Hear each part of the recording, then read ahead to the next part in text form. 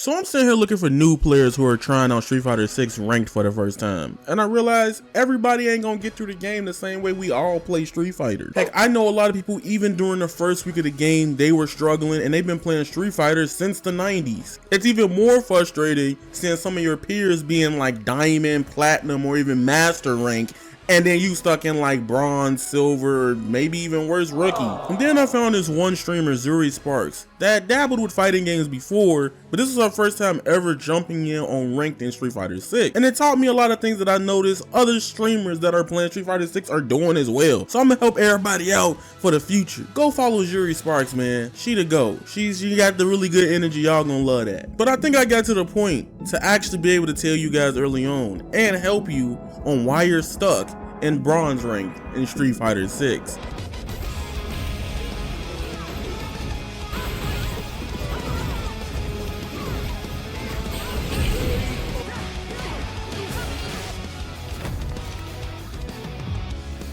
I'm not even trying to be mean. Not even trying to be mean here. But stop mashing. What I noticed early on with new people that are even trying out Street Fighter 6 early on, even without auto combos, the people that are using classic controls, you are just hitting buttons, okay? You are hitting buttons.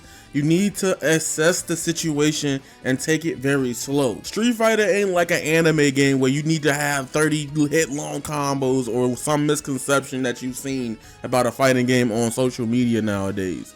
Try to go into your match calm, clear, and collected, and figure out the habits of little things by checking them with normals and specials to see what they're gonna do in the match. Okay, this is the next big one that's gonna cook a lot of people. This happens early on. This is a habit I've had when I first played Street Fighter ever. You're jumping too much. So the thing about jumping in Street Fighter is that it's very clear and concise to know when somebody's jumping a lot. And if you know they're jumping a lot, you could get anti-aired or you could get freaking DP'd a lot. And you don't want to get hit with a Shoryuken point blank like that. It feels horrible. And you're probably gonna ask your boy, how do you use jump in Street Fighter 6?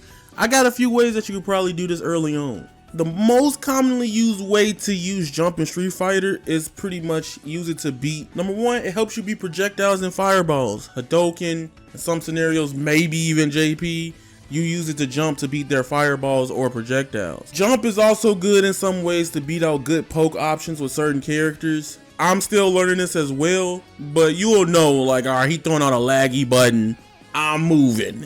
And number two, this is a high commitment, but jump is very good to get out of the corner, especially if the opponent ain't got no type of mix or no meaty or don't go for any oki.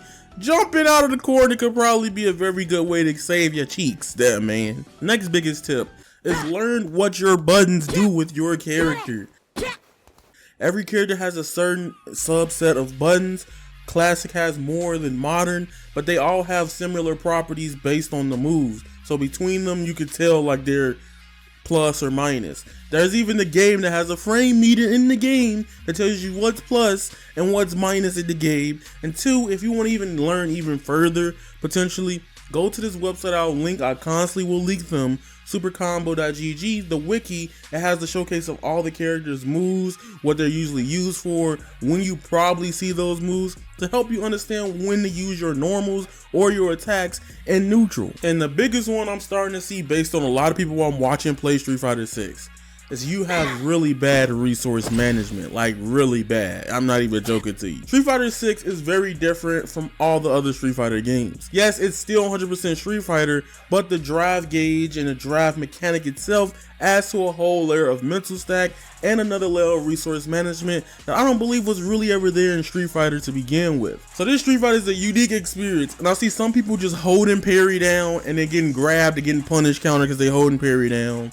Or they're literally drive rushing like balloons and crazy monsters, and then they're getting hit out of stuff, or they're not even converting off of that.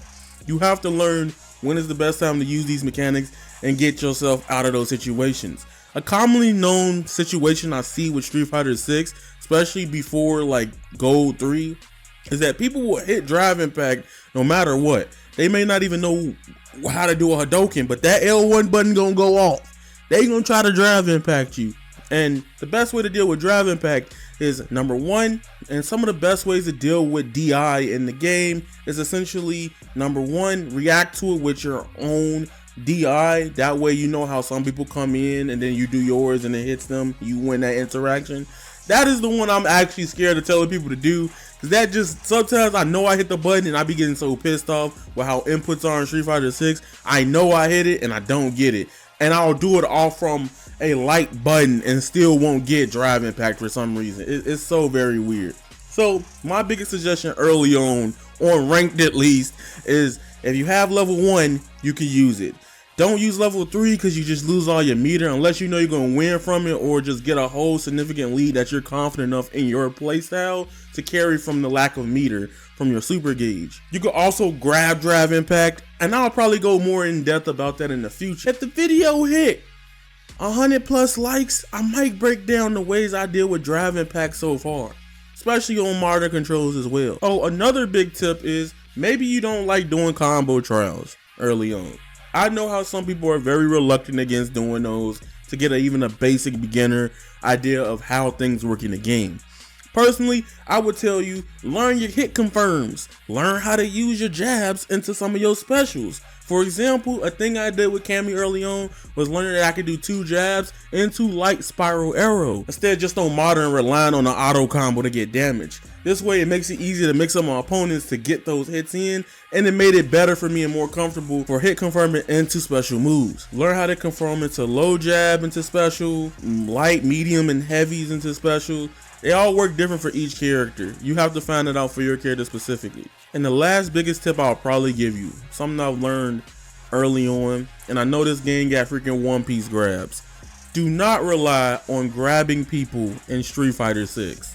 A big thing I've noticed in earlier ranks when I made an alternate account and played on like the lower elo of ranked in Street Fighter 6, people like to grab a lot. They wake up, grab, and you just gonna get grabbed because you weren't ready for it.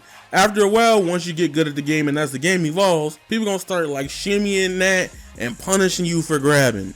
I'm trying to say y'all right now, grab could always be the best solution and the worst solution. So learn how to play with both things in mind. That being said, it's your boy Avataryaya, and I'm telling you why you're stuck in bronze rank and how to get out of bronze rank and probably go to silver, gold, and wherever else you want to go into. I know a couple friends feel discouraged right now that they've gotten iron rank in Street Fighter 6, and listen, fighting games are not about being top 1. The beauty of fighting games is the journey of improvement.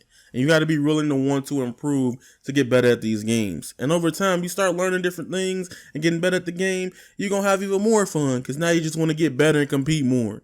That's the beauty of it. That being said, it's your boy Avataryaya. Follow me on Twitter at Avataryaya_. And join the Discord in the description down below so you'll never miss an update from your boy. We got more Street Fighter content coming soon and potentially Final Fantasy 16. That's all we're going to be putting on this channel for the next month or next 2 weeks or something like that. And maybe if we get into the MK1 stress test, who knows? We're going to be in here, we're going to be lit. That being said, it's your boy Avataryaya. You guys are golden, and that is raw. Squalla, peace, and I'm out.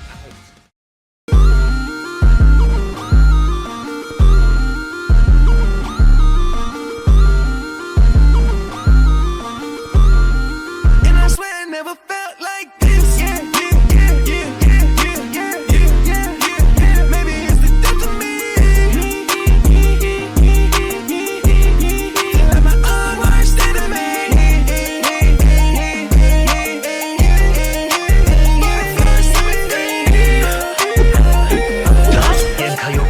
All right, who's next? Let's see who's stronger.